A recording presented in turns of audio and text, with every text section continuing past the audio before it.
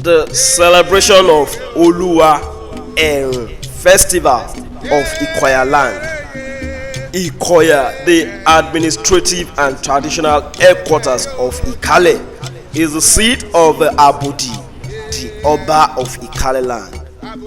Ikoya is one of the 14 Ikale districts, and it is extolled as the royal city in recognition of its importance as the seat of the Oba of Ikale land. The significance of the Oluwa is that it was across this river that a boa became a bridge through which the Abudi and some of his people crossed from the east to the west of the river to expand Ikale land on the strength of the support provided by the river through the boa bridge, which made the crossing of Abudi and his followers an easy ride. Oba Akeneng, the third Abudi of Ikale, gave an order that his people should worship the god of the river annually. The god of river Oluwa from thence had been worshipped every August, the 5th Ikale lunar month. However, in subsequent years, and in the reign of Abudi Onajayolu, a sorrowful circumstance occurred which made the people of Ikoya to dedicate an annual significant worship to the god of river Oluwa. Oba Onajayolu the Abodi of Ikale gave his daughter Eri in marriage to a suitor at the eastern part of Ikale land. On the wedding day, Eri had her hair plaited, ornamented with coral beads, and was dressed in her best attire for the wedding occasion. While crossing river Oluwa to her husband's settlement in the east of Ikale land alongside her wedding entourage, in the midst of singing and merriment in the canoe, Eri dropped into river Oluwa and disappeared.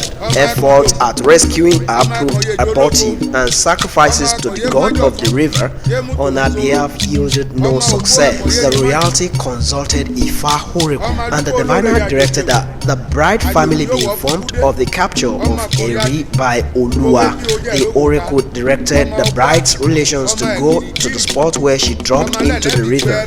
There they were directed, after performing some rituals, to call on her. Eri, the princess who had disappeared into the depth of river Oluwa, responded to her people's call on the 3rd, 5th and 7th day. However, the god of the river did not release her, and Eri did not show any possibility of returning home to join her earthly family. Eri appeared thrice, from head to the waist, above the water level, where decorated with parrot tail feathers, more coral beads on her plaited hairs, coral beads on her neck, hands, and the waist. Eri told her audience she was alive but would not abandon her newly found home in the depth of the river. Eri asked her people who had come to appeal to her to return home to sacrifice annually some items on the spot where she had communicated with them, promising them that as long as they worship the god of Oluwa river and Eri annually, no member of Abodi family would drown in Oluwa river anymore. She also asked her people to get the water of Oluwa river in a container for storage in the shrine of Oluwa, where people could sacrifice to the god of the river during the intervening period between the yearly worshipping and sacrificing to the god of the river.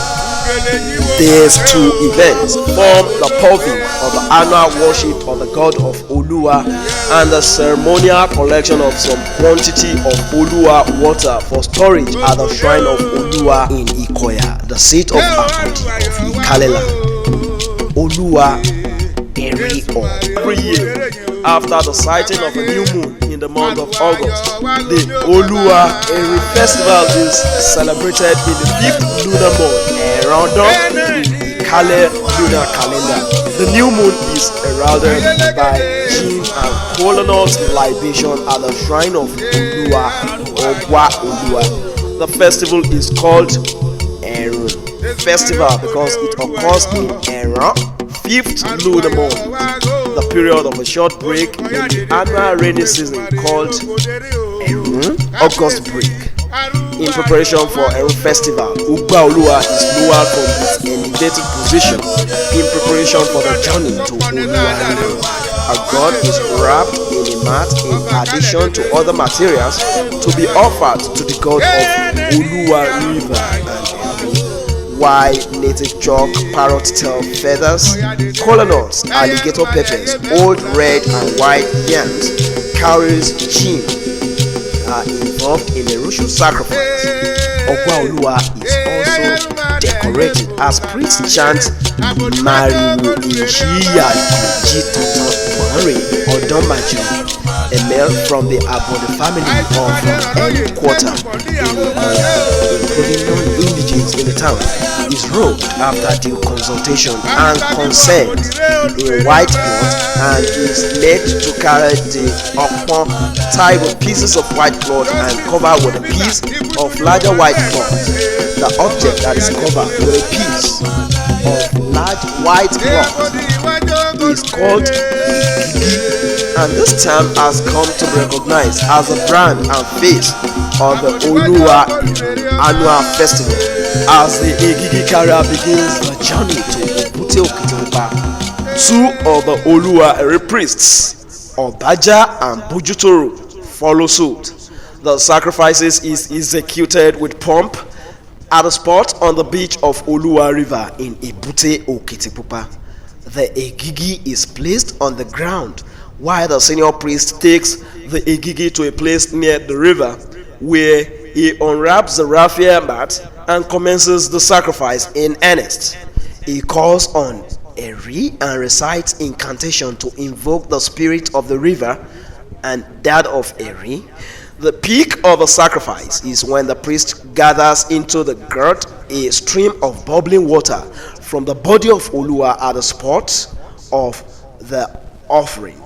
The return of the Oluwa Eri worshippers is attended by jubilant celebration, and the Ogigi is no longer covered with a white cloth but water fence.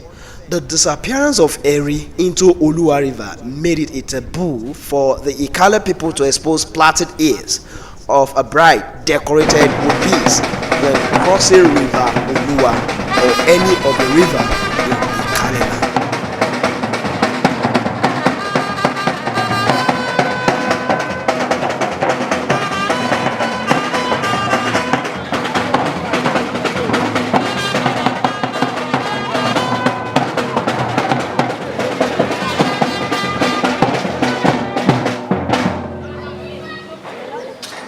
Alo abo. Ìyẹ́pọ̀ orí àjọwọ́ àlàbòdò ìlú máa sókè wá o. Ògbó wáyé retí èyí ọ̀nà tí bí àjò kó lè ẹ̀yìn àwọn àgbà ń ẹ sẹ̀rẹ̀. Ọba wa tó máa kẹ́ wà ní ìmọ̀nú iṣẹ́ kú àsìkò tẹ̀ tó máa rọ̀ wárùn yá mo máa fọ kó o.